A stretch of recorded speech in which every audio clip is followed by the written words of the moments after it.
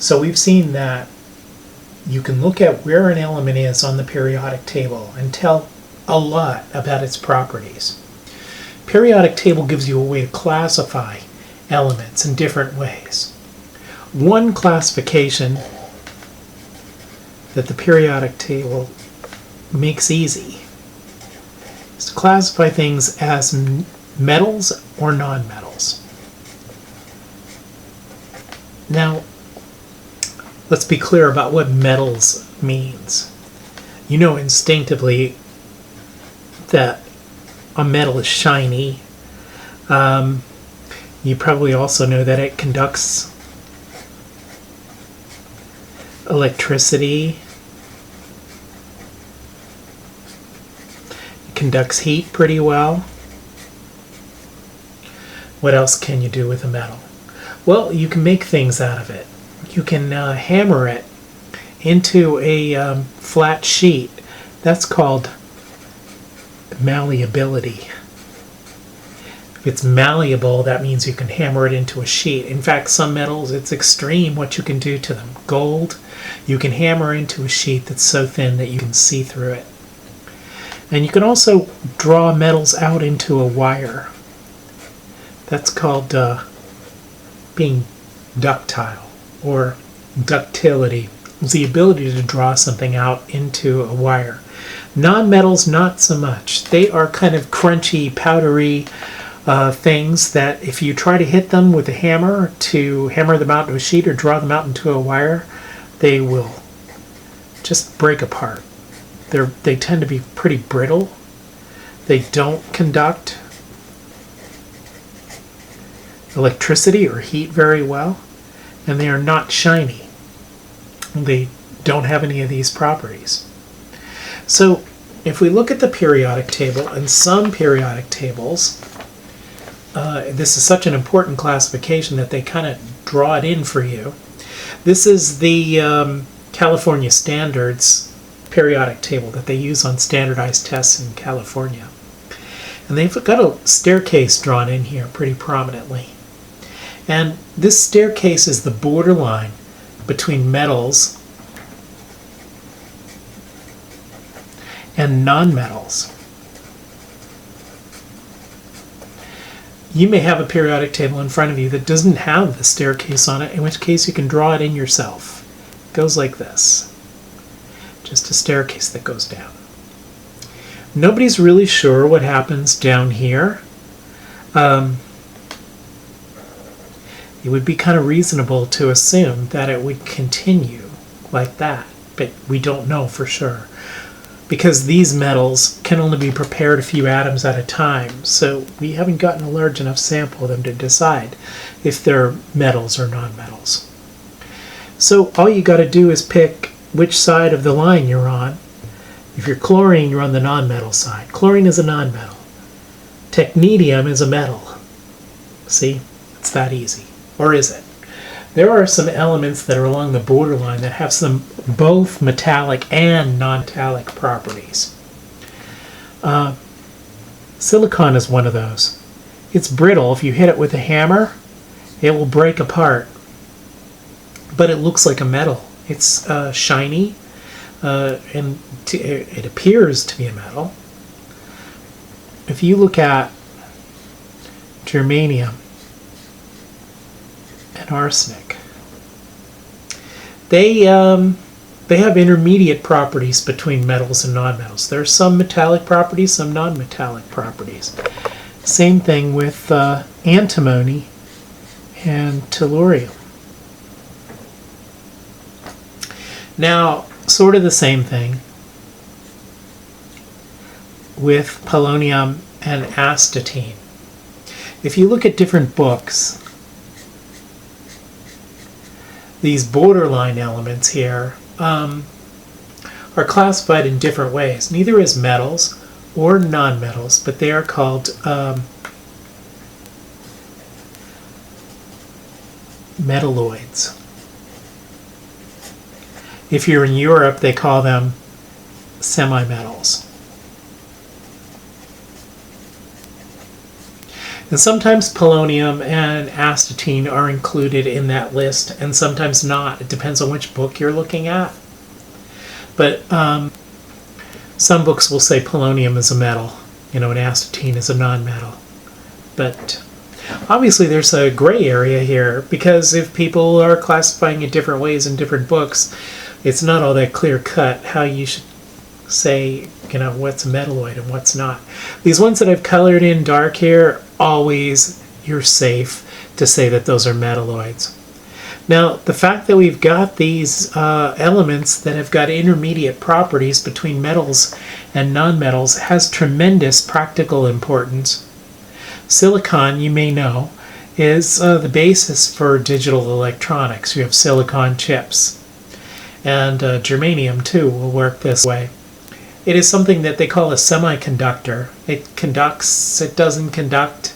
It has properties somewhere between an insulator, like a nonmetal, and a conductor, like a metal. And this makes it very useful for in electronics. I mean, without these elements, there would be no electronics as we know it. So I'd like you to be able to classify things as metals, as nonmetals, or as metalloids. And it is a little bit iffy about whether polonium and astatine are metalloids or whether they belong on this one side of the border or another. And be aware of that that is a gray area. Depends on which book you look at, how that's answered. Okay, another way to classify elements is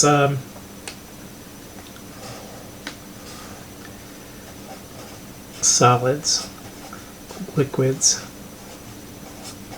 or gases at room temperature.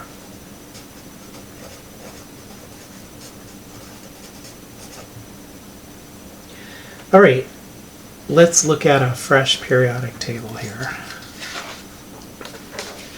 There are actually very few liquid elements at room temperature. You know probably already that mercury is a liquid at room temperature. Quicksilver, it's a liquid metal. And the other one is bromine. These two are the only liquid elements. Gases at room temperature are also not all that common.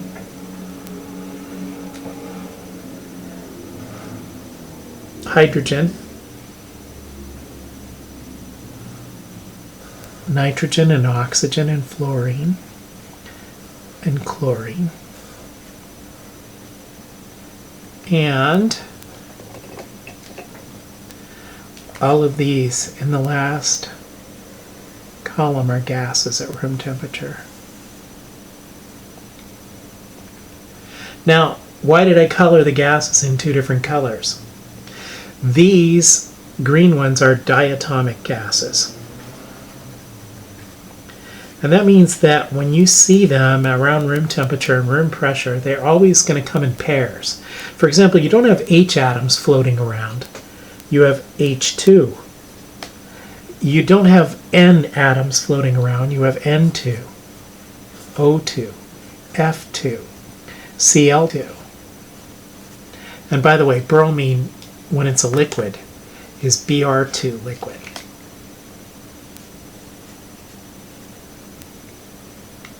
So they're diatomic. They always come in pairs.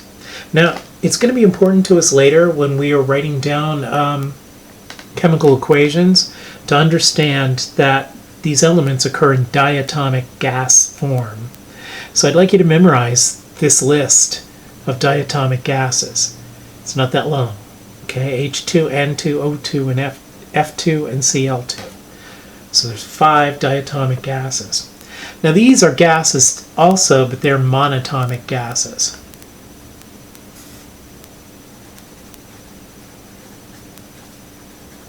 Monoatomic gases. Monoatomic gases. But they're mostly not called monatomic gases. They are called the noble gases,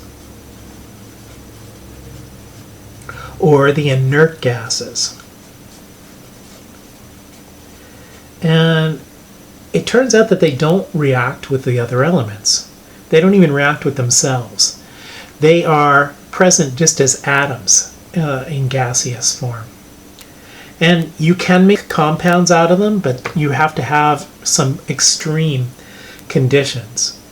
You can form helium hydride ions in the sun's atmosphere. In fact, this was probably one of the first molecules to form.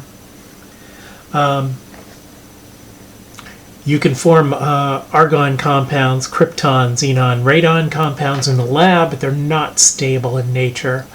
They will fall apart. It's only under extreme circumstances that they'll react with anything else. So that's how you classify things as solids, liquids, and gases. Everything else is a solid. Everything I didn't write in there is a solid.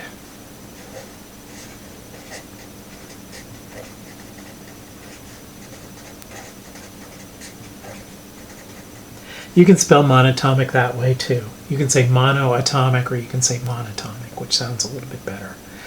And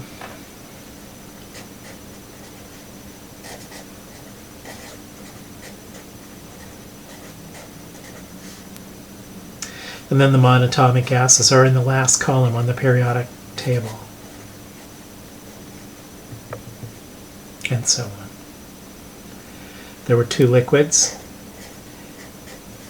at room temperature, mercury and bromine. And all the rest are solids. So when you're classifying elements as solids, liquids, or gases, that's how you do it. The final way that I would like you to be able to classify elements is as families or groups.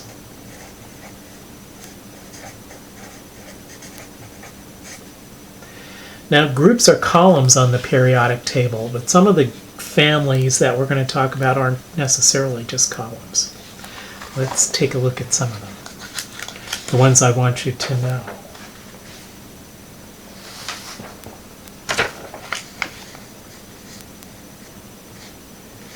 Okay, we've already mentioned, when we were talking about how Mendeleev built up the periodic table, this first column.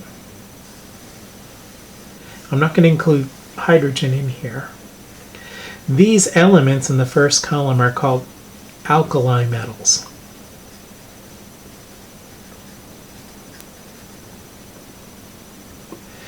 These ones in the second column, because of the reaction that I showed you, when they react with water, they produce hydroxides, which are very alkaline. They're bases. They react with acids.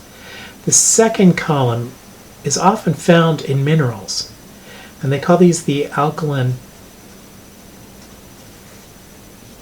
earth metals.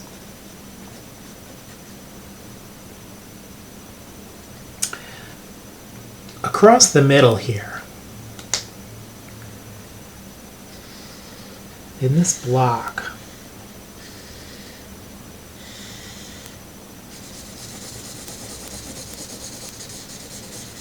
we have the transition metals.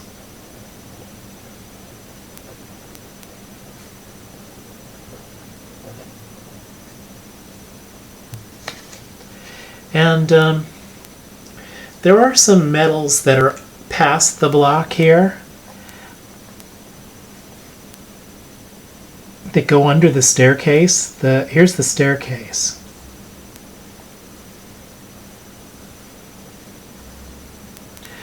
You've got some metals that are past the transition metals under the staircase, and those are sometimes called post-transition metals. Let's color them in. Aluminum is not included in the post-transition metals.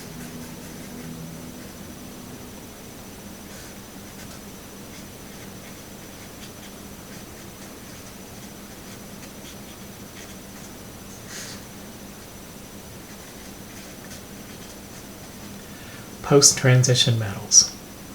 And we'll talk a little bit about those later on. When we're talking about naming ions, it becomes important to know that there are post-transition metals. All of the stuff over here are nonmetals, and they do have names for the columns here. Column 15, they're called in your book, they call them the pnictogens. You don't need to know that name.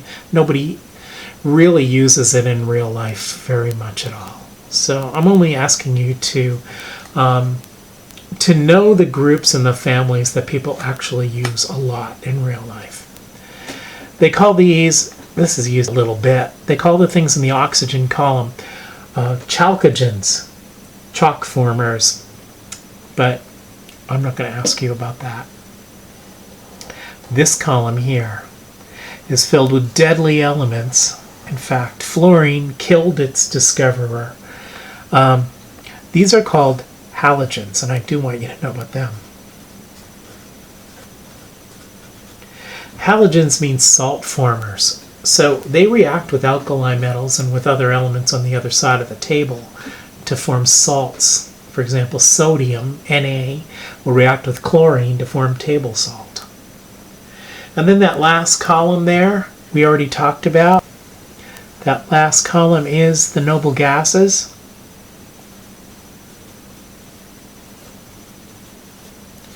Probably shouldn't include this last element here because we don't know what that would be like at room temperature. You can only scrape together a few atoms of it. It may very well be another liquid or even a solid. We don't know. You can also call these the inert gases. Now, down here on the bottom of the table are these F block elements. There's a bypass here, remember? When you go from barium and you're counting for your electron configurations, you continue at lanthanum. So they call all these elements in this row the lanthanides, and there's 14 of them if you count. And when you go after radium, you go down to actinium here. So there's like a bypass that goes there, and there's another bypass that goes there. And here you're in the actinides. And collectively, all of these, the lanthanides and the actinides, have a name. They're called the rare earth metals, or the rare earth elements. Sometimes people call them the inner transition.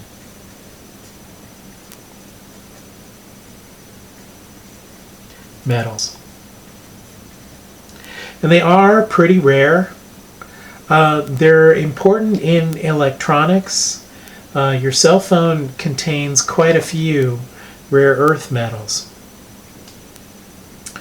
Alright, so I'd like you to be able to classify things by group or by family.